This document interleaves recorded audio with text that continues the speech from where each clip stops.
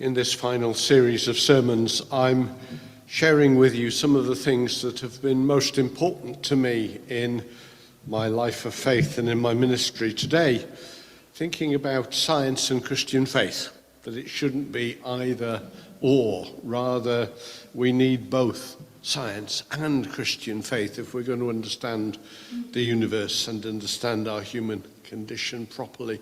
A reading for this evening, Isaiah 55. From verse 6, where Isaiah says, "Seek the Lord while he may be found, call on him while he is near. Let the wicked forsake their ways and the unrighteous their thoughts. Let them turn to the Lord, and he will have mercy upon them, and to our God, for he will freely pardon. For my thoughts are not your thoughts, neither are your ways my ways, declares the Lord. As the heavens are higher than the earth, so are my ways higher than your ways, and my thoughts than your thoughts. As the rain and the snow come down from heaven and do not return to it without watering the earth and making it bud and flourish, so that it yields seeds for the sower and bread for the eater, so is my word that goes out from my mouth. It will not return to me empty, but will accomplish what I desire and achieve the purpose for which I sent it. You will go out in joy and be led forth in peace. The mountains and hills will burst into song before you. All the trees of the field will clap their hands. Instead of the thorn bush will grow the juniper. Instead of briars, the myrtle will grow. And this will be for the Lord's renown, for an everlasting sign that will endure forever."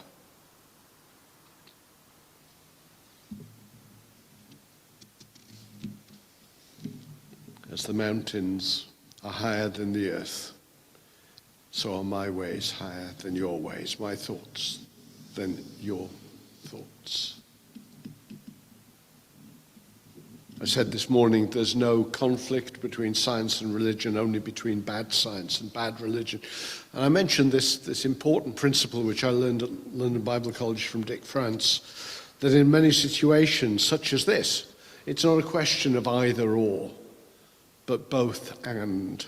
I'm convinced we don't need to make a choice between science and Christian faith. Rather, to understand the world, to understand our human condition, we need both science and Christian faith. I've continued over the years reading widely on topics such as evolution and creation, both from scientific and theological perspectives. I've wrestled with the interpretation of the early chapters of Genesis, other significant Bible passages as well as with issues in epistemology, philosophy of science. And I'm more convinced than ever that Christian belief and scientific study are not incompatible, and that Einstein was right when he said that science without religion is lame, and religion without science is blind. This morning we talked about the important topic, thinking about the relationship between science and the supernatural, and we talked about how there are a number of presuppositions which are necessary if you're going to understand science, which intrinsically exclude anything to do with the supernatural. And similarly, when it comes to miracles, the scientific process excludes the possibility of miracles. But that does not prove that miracles can't happen. Bad science may reject reports of miracles, but they do so because the events of a miracle cannot be handled in the way science is used to. We went on and thought about the existence of God, saying again that we can't say, nobody can say God does not exist categorically. That's only a personal belief. It could never be a proven fact because we can't prove a negative like that. Faith is concerned with what the God who is above science, above this universe, above the scientific laws, the laws of nature which science studies. God is above this, and science is not able to prove that God doesn't exist. Science can never ultimately explain how the world came into being. Science is very good at explaining how this world works, how we can control it, but that science has its limits. Good scientists recognize those limits. Science can't tell us anything about anything in the universe which is beyond what we can see and touch. Science can't tell us anything about the spiritual realm. But some people, including some scientists, aren't able to see the signs of God in the world around. And many people are so blinded by what the media tells us that science says that they can't see God. Some people are so locked into their way of thinking they can't see the evidence for God which is all around them. But for anybody who looks for the evidence, it's plain to see. All it needs, we said this morning, is a shift in perception, to interpret things differently and see the hand of God in a new way. I quoted Pasteur, the biologist, who said posterity will one day laugh at the foolishness of modern materialistic philosophers. The more I study nature, the more I am amazed at the Creator. He also said, science brings men nearer to God. So thinking a bit more this evening about science and Christian faith, I'm not going to talk specifically about evolution and creation, because I've preached on that topic before, at least twice. Sermons are on the blog, and it also forms chapter 7 of my book, Prepared to Give an Answer. Answered the question, just how did God create the world? For this evening, I want to pull back a bit and give a broader philosophical perspective. I hope you won't feel I'm going too deep if I pose the question this way: what is truth? I ask it because the way science views truth is different from the way religion views truth. Science and religion have fundamentally different ideas about what we mean to say that something's true. Let me introduce with three statements. Would you think about these statements, each one? Is it true or false? First statement, 2 + 2 = 4. Second statement, force equals mass times acceleration.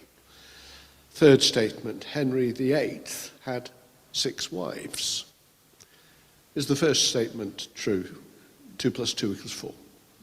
It is, because it expresses a mathematical truth, starting from certain assumptions, axioms, derives from other mathematical truths by means of defined operations. So 2 + 2 = 4, derived entirely theoretically by following the rules of mathematics. What about force equals maths times acceleration for the physicists among us? Is that true?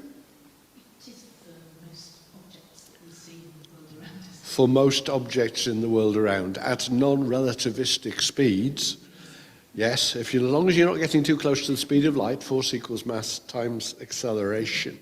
And truth in physics, in chemistry, based on observation, experiments, and we reduce theories from that. Theory or model is only true if it successfully explains and predicts the outcome of the practical experiments. Truth in physics is similar in that way to truth in mathematics, although it's not identical. But what about Henry VIII had 6 wives? Is that true?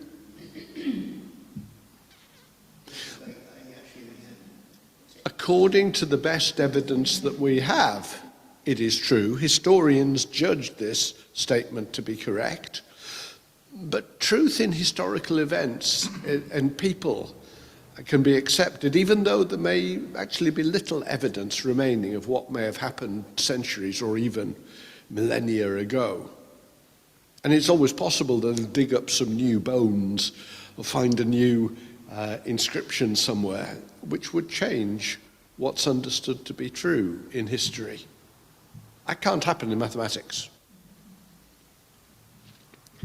The study of the philosophy of knowledge is something called epistemology. It concerns matters, truth, belief, evidence, reason. And it tells us that there are many different areas of truth. There's mathematical truth, scientific truth, but then there's also truth in history, truth in literature, truth in morality, truth in philosophy, truth in religion. And those different areas have different ideas about what it means to say that something is true. They have different ways of determining what is true and false, and historical facts aren't the kind of things that can be proved true mathematically, because the rules of maths don't apply to history. Moral questions, right or wrong, can't be solved by maths or science, because the scientific method, the mathematical method of reasoning, doesn't really apply to moral issues. And religious truth is another kind of truth with its own understanding of what is true and false. It's concerned with things which are infinite, eternal, spiritual, things we could never fully understand or adequately describe. So religious truth can't be understood or expressed in mathematical terms. When we realize that there are these different kinds of knowledge, then we also need to realize that they use language in different ways. Maths and science use language very precisely, usually very literally, but there are other ways that language can be used. Let me give you 4 more statements, true or false. Do you think these statements are true or false? He's got a frog in his throat. Romeo loved Juliet. God is love. In 6 days, the Lord made heaven and earth, the sea, and all that is in them. He's got a frog in his throat. Is that true? Well, if somebody's coughing, that's an idiomatic expression in English, wouldn't work in French or Russian or other languages, but it's an idiomatic expression to say somebody is coughing. But it's using language as is metaphorical. It's not literal. No frogs are involved in that statement. What about Romeo loved Juliet?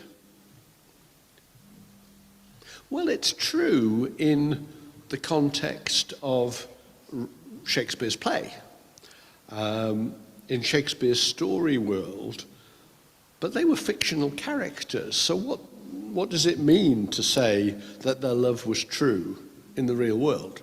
They were made up. In real life, relationships, rather than in fiction, saying somebody, I love you, that can only be true in the experience of those who are in love. But you can't prove whether you're in love mathematically or scientifically. So what about when Christians say God is love? Is that true or false? Well, I'm convinced that it's true, but we have to ask, what do we mean by true in a religious statement like that? And what do we mean by the word love? Because God is so much greater than us that our human understandings of love are nowhere near profound enough to understand the love of God. And when we read in the Bible, in Genesis, in 6 days, the Lord made heaven and earth, the sea and all that is in them. What do we mean by the concept of truth in that sentence? Is that truth in scientific terms or in history, or is that some concept of religious truth? And we have to ask, what kind of language is being used there? Is it literal? Is it symbolic, metaphorical? Poetry is often not intended to be understood literally. Take the fine example, tiger, tiger, burning bright in the forest of the night. That poetry is not referring to a tiger which is literally on fire. And when it comes to religious truth, like God is love, that can't always be explained in the kind of language or judged by the ways of thinking which apply to other areas of truth. Eternal spiritual truths can't be expressed in literal language. For my thoughts are not your thoughts, neither are your ways my ways, declares the Lord. As the heavens are higher than the earth, so are my ways higher than your ways, and my thoughts than your thoughts. Religious truth isn't usually expressed in literal language, but sometimes in words used symbolically, poetically, using similes, metaphors, analogies, sometimes bending language almost to breaking point. And it is a mistake to try to understand literally language which may not have been intended to be understood literally, but rather symbolically. So my point this evening is that many of the alleged contradictions between science and faith come because science and faith are using language in different ways. The Bible has many different forms of language, different genres in it, and we need to look at any passage. What kind of language is this? Is it history? Is it law? Is it a letter? Or is it the highly symbolic language of prophecy, of revelation? When we approach any passage in the Bible, we need to try and work out what kind of language is it written in. What kind of truth is it trying to convey? For example, think about Jesus' parables.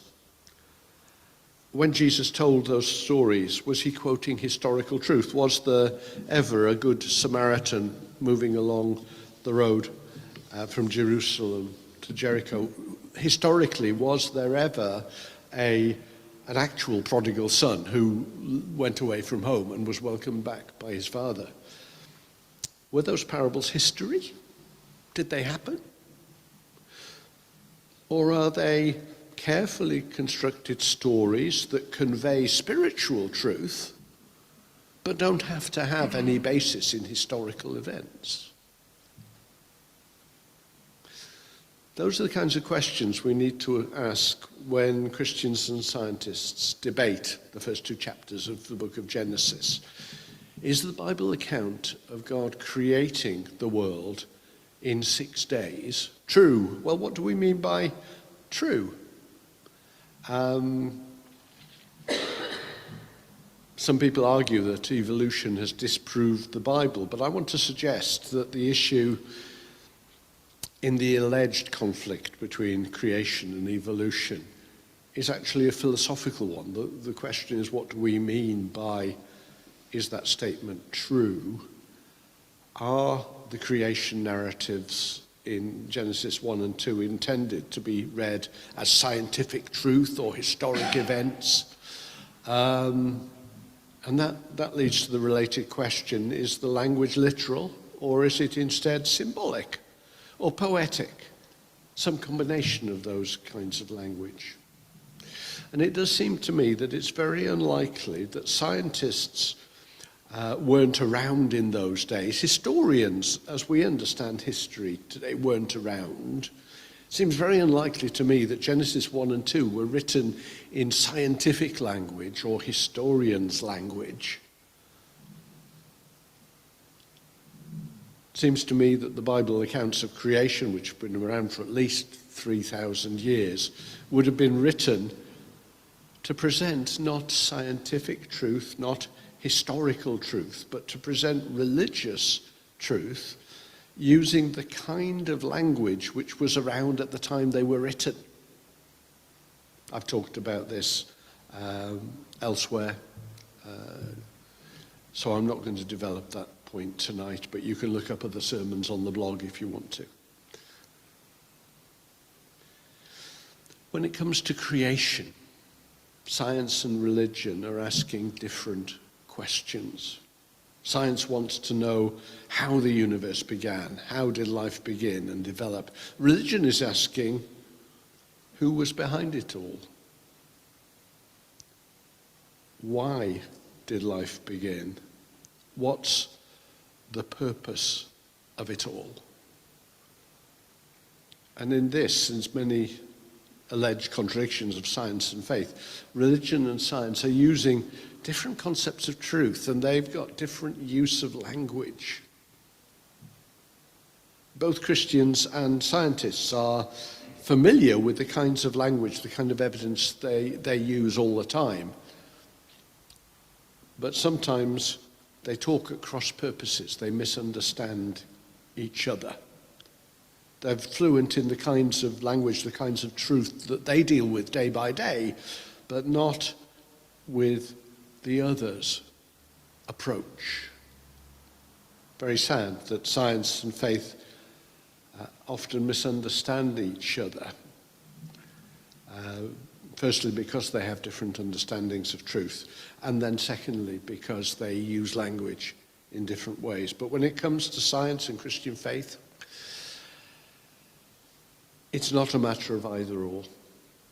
It's both. And if we're going to understand the universe, if we're going to understand our human condition, we need both science and Christian faith. Here we're going to take a few minutes to discuss this question now. If you're watching on Facebook or on YouTube and you want to get in on the discussion, please do send me an email, address on my website, send me a Facebook message. I'll be very happy to discuss these things on Facebook or in email. But here in the building now, we're going to have a little chat together.